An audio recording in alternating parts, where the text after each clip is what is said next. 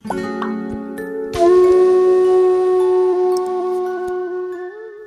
श्री गुरु सत्ताय नमः। सभी को प्रणाम। पिछले वीडियो में आपने सुना परम पूज्य गुरुदेव महाकुंभ के अवसर पर प्रयाग पहुंचे। उनके पास एक दंपत्ति दमयंती और तुलाधार अपना झगड़ा निपटवाने आए। पत्नी अपनी वेणी दान करना चाहती थी, पर पति को यह स्वीकार नहीं था। परम पूज्य गुरुदेव ने समझाया कि बाल कटाना, मुंडन कराना या वेणी दान करने के पीछे का जो आध्यात्मिक अर्थ है वो है कि अपने अहंकार का विसर्जन। परम पूज्य गुरुदेव से प्रभावित होकर उन्होंने खुद को गुरुवर के समर्पित कर दिया। उन्होंने गायत्री महायज्ञ करने का निश्चय किया। सांडों के हमले में लहूलुहान होने के बाद उन दोनों की हालत काफ़ी गंभीर थी। इसके बावजूद उन्होंने गायत्री महायज्ञ का आयोजन किया और आयोजन में भाग लेने वाले लोगों को यज्ञ का अर्थ दान, आत्मज्ञान होना समझाया। आइए इसी क्रम को अब आगे बढ़ाते हैं। मंच पर और व्यक्तिगत चर्चाओं में भी दमयंती और तुलाधार ने यही बात कही। वसंत पंचमी को पूर्णाहुति थी। उस दिन 12 लोगों ने अपने आप को गायत्री उपासना के प्रचार में लगाने का संकल्प लिया। तुलाधार अपनी टूटी फूटी काया लेकर यज्ञ की व्यवस्था कर रहे थे। पूर्णाहुति के बाद वे कुछ देर के लिए यज्ञशाला के पास बिछे तख्त पर बैठे और बैठे ही रह गए। उनका निधन हो गया। दूसरी तरफ उनकी पत्नी दमयंती ने भी उसी क्षण, उसी मुहूर्त में शरीर छोड़ दिया। त्रिवेणी संगम पर पहला गायत्री महायज्ञ करने के बाद इस दंपत्ति ने अपनी जीवन यात्रा को विराम दे दिया। मथुरा में आचार्य श्री को इस घटना की खबर मिली और वे दौड़े चले आए। प्रयाग आकर उन्होंने तुलाधार और दमयंती के लिए शांति यज्ञ कराया। गंगा के किनारे जिस दिन उन्होंने आचार्य श्री के सामने समर्पण किया था, उस दिन से ये दंपत्ति लगातार यज्ञ, गायत्री के प्रचार और समाज सुधार के काम में जुट गए थे। अपने संपर्क क्षेत्र में निकल जाना, लोगों से मिलना जुलना और बातचीत से लेकर गोष्ठियों तक उन्हीं बातों पर जोर देना उनकी कार्यशैली बन गया था। वेणी दान के विवाद को महीने भर के लिए स्थगित करना था, वह ऐसा स्थगित हुआ कि बाद में उठा ही नहीं। एक आध अवसर पर विनोद में आचार्य श्री ने पूछा भी, तुम लोगों के वेणी दान का झगड़ा सुलझा कि नहीं? दोनों का उत्तर था, हम दोनों दान कर चुके, वेणी या केश का नहीं, अपने सिर का ही दान कर दिया है। शांति यज्ञ के समय आचार्य श्री ने इस विनोद का उल्लेख किया। ये घटना गंगा किनारे अपने आप को समर्पित करने के साल भर बाद की है। नरमेध का ये पहला संकल्प था। पति पत्नी दोनों ने आचार्य श्री के अभियान में ही पूरे जीवन लगे रहने का संकल्प लिया था और वो उन्होंने निभाया भी। ये बात अलग है कि नरमेध यज्ञ की तिथियां आते आते दोनों का निधन हो गया। इसी अवसर पर आचार्य श्री ने स्पष्ट किया कि तुलाधार दंपत्ति साधारण आत्मा नहीं थे, वे जीवन मुक्त स्तर के थे। पिछले जन्म में उनसे अनजाने में गौवंश के प्रति अपराध हो गया था, उसी का प्रायश्चित करने के लिए आना हुआ था। वो कषाय बैलों से घातक चोटें लगने के बाद धुल गया। ये विधि उस दंपत्ति की अपनी ही चुनी थी, इसलिए कष्ट सहना पड़ा। अब वे मुक्त हो गए हैं। मार्च 1955 के दिन थे। गुनगुनी धूप और मौसम में सर्दी गर्मी का समन्वय। समशीतोष्ण ऋतु में काफ़ी लोग तपोभूमि में ठहरे हुए थे। उनका अनुभव था कि मथुरा में इन दिनों काफ़ी सर्दी रहती है। इसी हिसाब से ओढ़ने बिछाने के वस्त्र लेकर आए थे, पर उनकी ज़्यादा ज़रूरत नहीं पड़ी। संवत 2011 की उस चैत्र नवरात्रि में तपोभूमि आए साधकों की आंतरिक ऊर्जा ही इतनी गर्माहट दे रही थी कि मौसम का ज़्यादा असर नहीं हो रहा था। चैत्र प्रतिपदा को नवरात्रि उपासना आरंभ करने से पहले साधकों ने आचार्य श्री को प्रणाम किया। वे उस दिन सुबह 3 बजे ही तपोभूमि आ गए थे। 3:30 बजे जागरण की घंटी बजी। साधकों ने उठकर प्रातः स्मरण और प्रणाम का उपक्रम किया। दिनचर्या आरंभ करने की तैयारी में लगभग 1 घंटा समय लगा होगा। शुरू दिन करीब 80 साधक आए थे। तपोभूमि में मुश्किल से 60 लोगों के ठहरने की व्यवस्था थी। बाकी 20 लोग भी उसी जगह सिकुड़ सिमट कर रहे। अगले दिनों ये संख्या और बढ़नी थी। उनके लिए आसपास की धर्मशालाएं और चामुंडा देवी की बगीची में व्यवस्था की गई।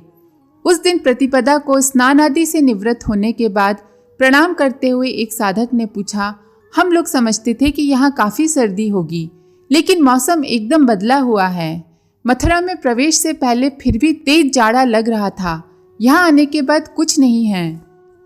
आचार्य श्री ने कहा, इसका कारण नवरात्रि है।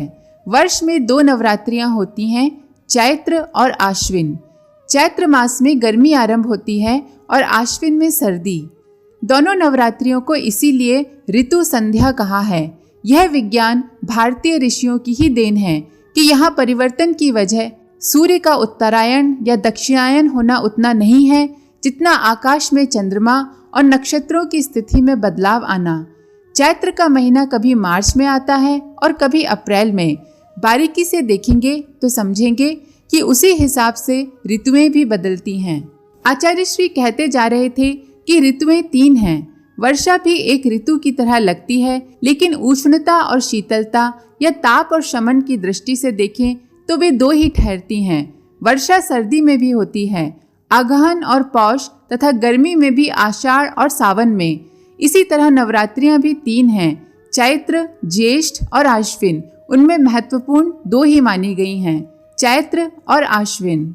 नवरात्रि के 6 दिन साधना और उत्सव के माहौल में देखते देखते बीत गए। अंतिम 3 दिनों में प्रवचन, सत्संग और तत्व ज्ञान पर चर्चा का क्रम कुछ शिथिल चला। इस अवधि में ब्रज यात्रा का कार्यक्रम बना। सप्तमी को लोग रेल से वृंदावन गए। क्यों तांगे, बग्घियां, बैलगाड़ी और बस जैसे साधन भी थे। 8-10 किलोमीटर की दूरी कोई मायने नहीं रखती। एक सुझाव यह भी आया कि पैदल ही वृंदावन की यात्रा की जाए।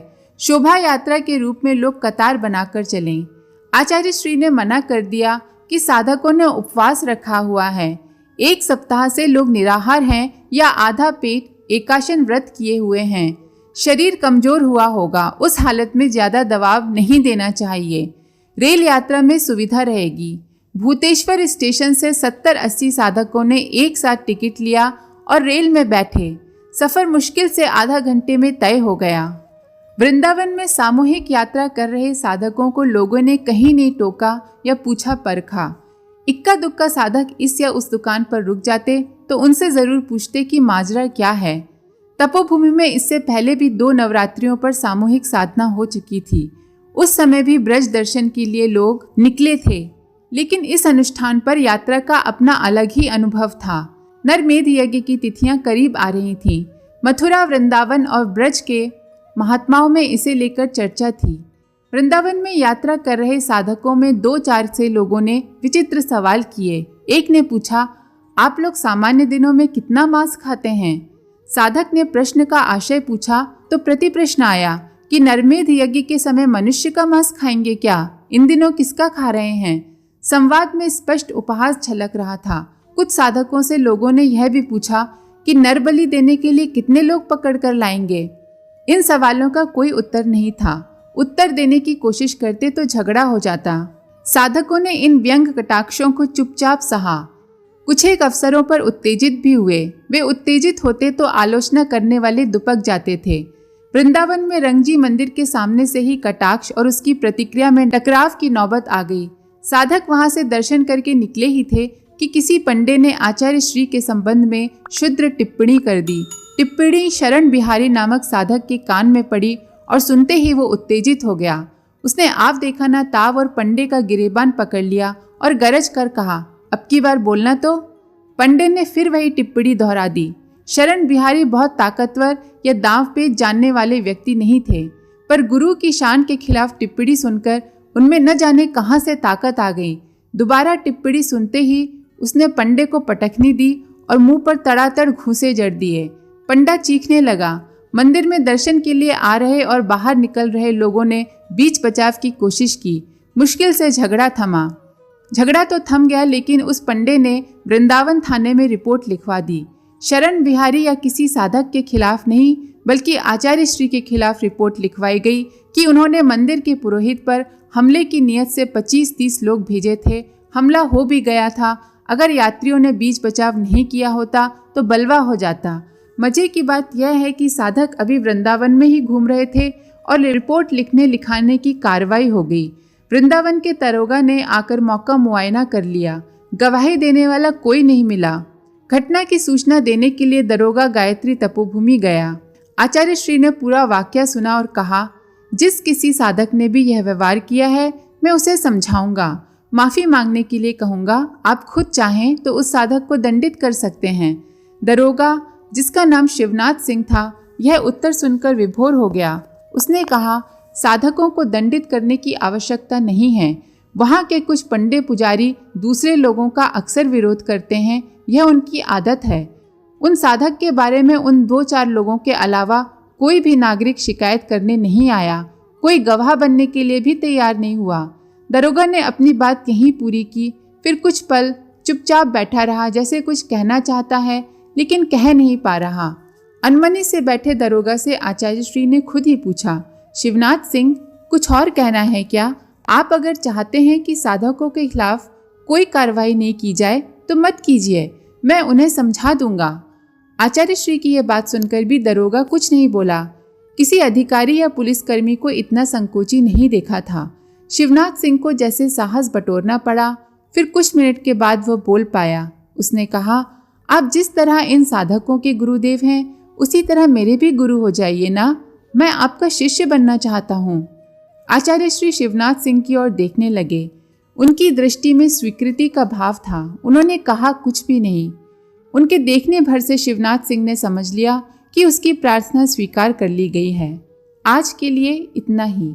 आप सभी का धन्यवाद। ओम शांति। हमारे YouTube चैनल को सब्सक्राइब करें और बेल आइकन को दबाकर ऑल पर क्लिक करें ताकि नोटिफिकेशंस आपको मिलती रहें।